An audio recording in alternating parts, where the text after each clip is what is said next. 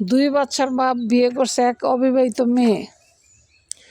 সে অবিবাহিত মেয়েকে বিয়ে করার পর সে বলতেছে যে আমার দুইটা বাচ্চা আছে, তুমি মনে কিছু নিও না, আমি বিয়ের আগে প্রকাশ করি নাই, কারণ যদি বিয়ের আগে প্রকাশ করতাম তাহলে তুমি তো আমাকে বিয়ে করতে রাজি হতা না, এই জন্য তোমাকে আমি বলি নাই।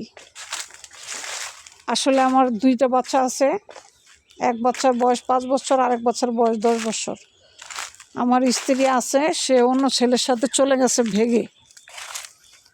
তো এখন আমি আমার এই বাচ্চা নিয়ে আছি বিপদে। এখন মনে করো আমি যদি বিয়ে না করি তাহলে মনে করো আমার সমস্যা হয়ে যায়।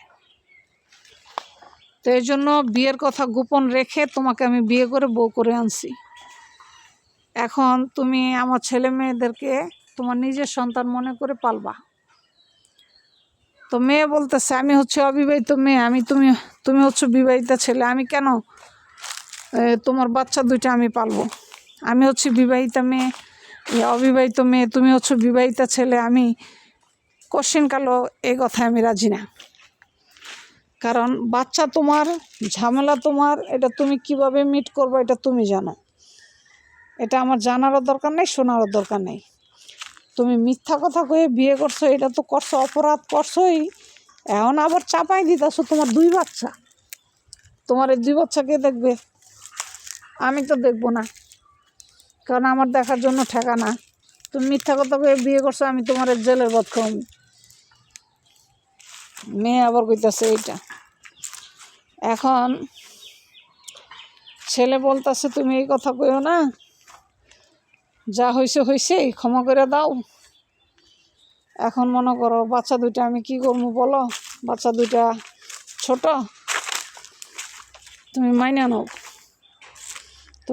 নাও, আর ভাগ্যে যেটা আছে সেটা তো হয়েছে। আপনি আমার মিথ্যা কথা বলে বিয়ে করছেন, এখন আমি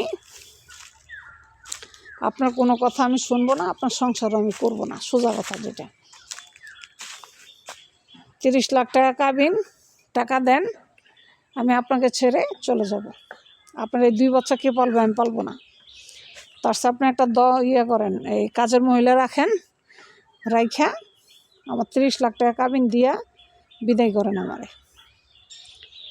পরে ছেলে কইতাছে ঠিক আছে 30 লাখ টাকা দিমু, বাসর ঘরটা কইরা লই, তারপর 30 লাখ টাকা দিমু, কারণ বাসর ঘর না কইরা আমি তোমার 30 লাখ টাকা দিব না।